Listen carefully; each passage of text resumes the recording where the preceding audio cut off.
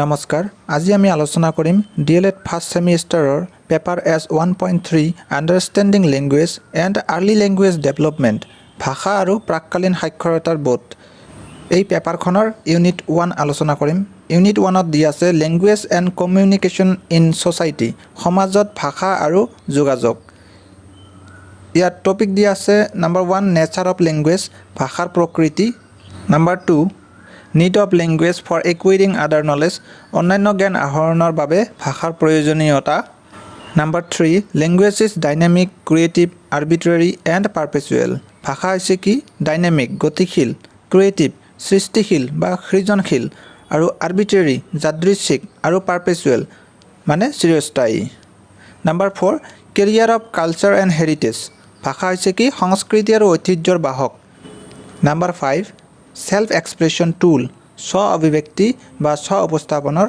সঁজুলি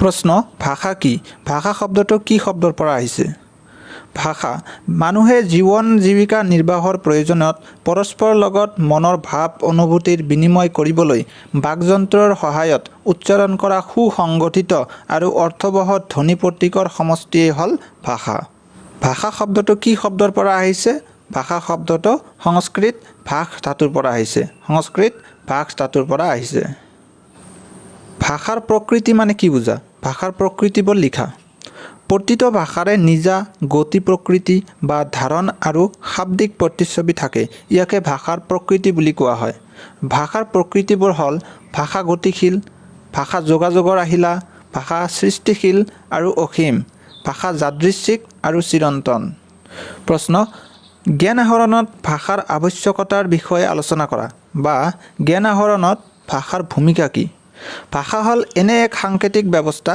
যাৰ সহায়ত মানুহে পৰস্পৰৰ সৈতে সংযোগ স্থাপন কৰে ভাৱ বিনিময় কৰে নিজৰ ভাৱ অনুভূতিৰ চিন্তা আবেগ অভিজ্ঞতা ব্যক্ত কৰে আৰু চৌপাশৰ বিশ্ব সম্পৰ্কীয় ধাৰণাসমূহ একোটা ভাষা কোৱা একোখন সমাজে পৰম্পৰাগতভাৱে গঢ়ি তোলা উচ্চাৰিত সংকেতৰ দ্বাৰা প্ৰকাশ কৰে সহজ কথাত ক'বলৈ গ'লে ভাষা হ'ল নিজৰ মনৰ ভাৱ অনুভূতি আবেগ প্ৰকাশ কৰা আৰু আনৰ সৈতে সংযোগ স্থাপন কৰাৰ অৰ্থে মানুহৰ বাকযন্ত্ৰই উৎপন্ন কৰা প্ৰণালীবদ্ধ অৰ্থযুক্ত কোলাহলেই হ'ল ভাষা শিক্ষাৰ্থী এজনে প্ৰথম ভাষাটো শিকাৰ পাছতহে দ্বিতীয় ভাষা এটা শিকে দ্বিতীয় ভাষা শিকাটো এটা জটিল প্ৰক্ৰিয়া আৰু ইয়াক বুজি পাবৰ বাবে বিভিন্ন কৌশল প্ৰয়োগ কৰা হয় প্ৰথম ভাষা শিকন প্ৰক্ৰিয়াৰ আধাৰত ইয়াক বুজি পোৱাটো হ'ল এটা প্ৰধান প্ৰচেষ্টা প্ৰথম ভাষাই দ্বিতীয় ভাষা আহৰণত বিশেষ ভূমিকা অৱলম্বন কৰে যাৰ ফলাফলত বিভিন্ন জ্ঞানৰ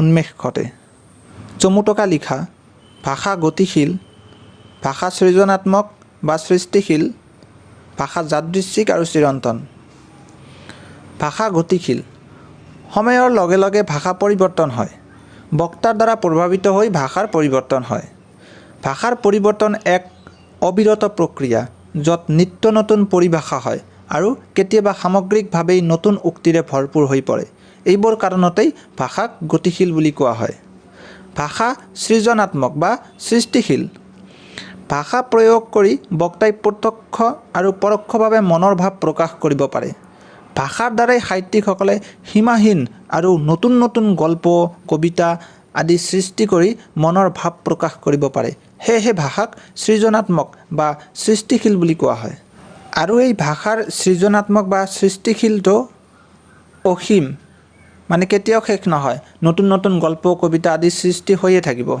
ভাষা যাদৃচ্ছিক আৰু চিৰন্তন ভাষা যাদৃচ্ছিক কাৰণ ভাষাক কিছুমান চিন বা সংকেতৰ দ্বাৰা প্ৰকাশ কৰা হয় আৰু এই চিন বা সংকেতবোৰ নিৰ্দিষ্ট নহয় যেনে গছ শব্দ ধ্বনিটোৰ দ্বাৰা অসমীয়াত প্ৰকাশ কৰা হয় আকৌ ইংৰাজীত ট্ৰী ধ্বনিটোৰ দ্বাৰা প্ৰকাশ কৰা হয় অসমীয়াত গছ আৰু ইংৰাজীত ট্ৰী সেইকাৰণে ভাষাক যাদৃচ্ছিক বুলি কোৱা হয় আৰু ভাষাক চিৰন্তন বুলি কোৱা হয় কিয় কোৱা হয় ভাষাৰ বৈধতা বহুদিনলৈ থাকে সেইকাৰণে ভাষাক চিৰন্তন বুলি কোৱা হয় ভাষা এক সাংকেতিক প্ৰণালী language is a symbolic system এই দৃষ্টিভংগী আগবঢ়াইছিল number A Noam Chomsky number B Ferdinand de Saussure মানে de Saussure shortcut number C Edward Sapir number D Benjamin Whorf ইয়াৰ এনসাৰ হ'ব ফিৰ্ডিনাণ্ড ডি চচুৰে, শ্বৰ্ট নাম ডি চচুৰে।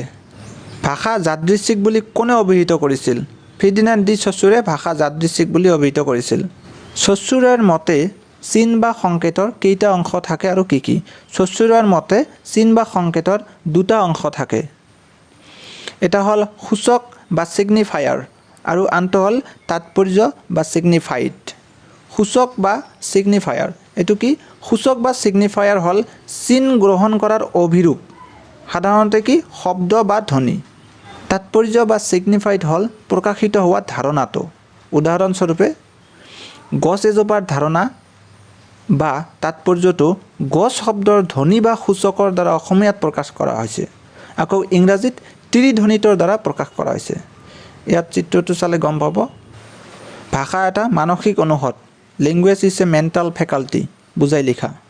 সকলো মানুহৰ বাবে ভাষা এটা অনন্য আৰু জন্মগত সামৰ্থ্য। ভাষাই কথন ভংগীৰ সৃষ্টি আৰু কথন প্ৰকাশত সহায় কৰে। শিশুৱে বিভিন্ন স্তৰৰ মাজেৰে বিকাশ লাভ কৰে আৰু সেই স্তৰবোৰৰ মাধ্যমেৰে ভাষাক আয়ত্ত কৰে। সেয়েহে ভাষা এটা মানসিক অনুষদ বুলি কোৱা হয়। ভাষা কেনেদৰে সংস্কৃতি আৰু ঐতিহ্যৰ বাহক? কোনো এটা জাতিৰ সংস্কৃতি আৰু ঐতিহ্য জাতিটোৰ ভাষাৰ ওপৰত প্ৰত্যক্ষভাৱে নিৰ্ভৰশীল। ভাষা অবিহনে কোনো এটা জাতিৰ সংস্কৃতি আৰু ঐতিহ্য বহুদিন জীয়াই থাকিব নোৱাৰে। উদাহৰণস্বৰূপে ৰংঘৰ, কাৰেংঘৰ, তলাতল ঘৰ, শিৱদৌল আদিয়ে প্ৰমাণ দিয়ে যে অসমত অসমীয়া জাতিৰ সংস্কৃতি আছিল। আজি যদি ৰংঘৰ, কাৰেংঘৰ, তলাতল ঘৰ, শিৱদৌল আদি অসমীয়া নামৰ ঐতিহ্যবোৰ নাথাকিলেহেঁতেন, তেনেহ'লে অসমীয়া জাতিৰ সংস্কৃতি হয়তো নাথাকিলেহেঁতেন। ভাষাৰ দ্বাৰাই যিহেতু কোনো এটা জাতিৰ সংস্কৃতি আৰু ঐতিহ্যৰ পৰিবহণ হয়, সেইবাবে ভাষাক সংস্কৃতি আৰু ঐতিহ্যৰ বাহক বুলি কোৱা হয়। স্ব উপস্থাপন বুলিলে কি বুজা? কেইটামান স্ব উপস্থাপন সঁজুলিৰ নাম লিখা। উত্তৰ: মানুহ এজনৰ অনুভূতি, চিন্তা বা ধাৰণা, বিশেষকৈ লিখনি, কলা, সংগীত বা নৃত্য আদিৰ আত্মপ্ৰকাশেই হ'ল কি? স্ব উপস্থাপন। কেইটামান স্ব উপস্থাপন সঁজুলি হ'ল গীত ৰচনা কৰা, কবিতা লিখা, নৃত্য কৰা, ছবি অঁকা আদি ইত্যাদি। ধন্যবাদ।